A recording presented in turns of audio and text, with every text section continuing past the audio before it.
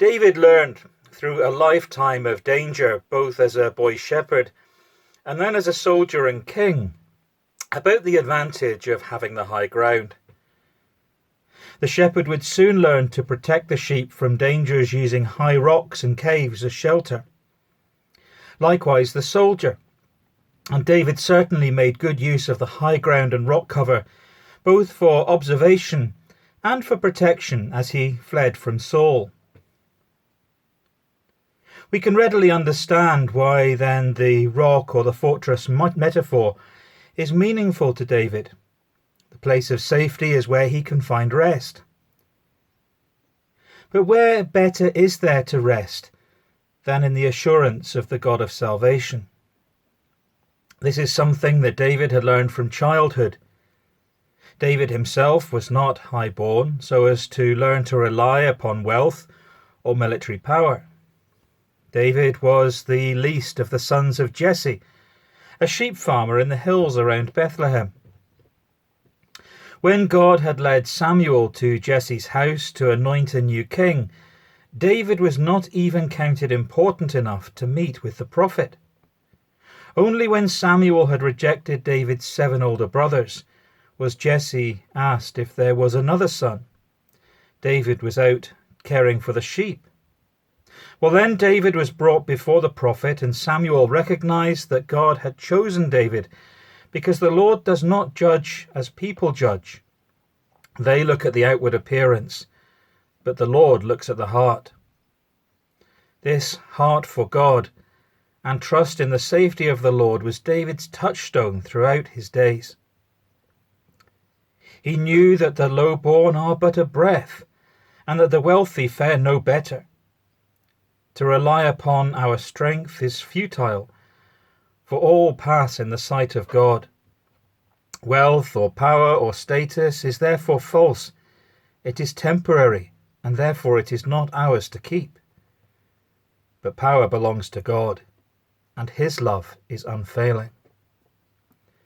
Psalm 62 is entitled, "For the Director of Music, for Jeduthun, a Psalm of David." Truly my soul finds rest in God. My salvation comes from him. Truly he is my rock and my salvation. He is my fortress. I shall never be shaken. How long will you assail me? Would all of you throw me down, this leaning wall, this tottering fence? Surely they intend to topple me from my lofty place. They take delight in lies. With their mouths they bless, but in their hearts they curse. Yes, my soul find rest in God. My hope comes from him. Truly he is my rock and my salvation. He is my fortress. I shall not be shaken. My salvation and my honor depend on God. He is my mighty rock, my refuge. Trust in him at all times, you people. Pour out your hearts to him, for God is our refuge. Surely the low-born are but a breath, the high-born are but a lie. If weighed on a balance, they are nothing. Together they are only a breath. Do not trust in extortion, or put vain hope in stolen goods. Though your riches increase, do not set your heart on them.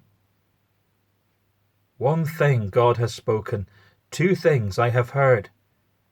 Power belongs to you, God, and with you, Lord, is unfailing love. And you reward everyone according to what they have done. David knows that God is the rock of his salvation. In God is his safety, and it is in God that he finds rest from his battles, both literal and metaphorical. His life is not defined by being a soldier or a king, but by his trusting service to God. This is what Paul also discovered, for he said, "I know what it is to be in need, and what it is to have more than enough. I have learned this secret so that anywhere, At any time I am content, whether I am full or hungry, whether I have too much or too little. I have the strength to face all conditions by the power that Christ gives me. God is unfailing love, and he rewards the soul that finds its hope in him. A prayer.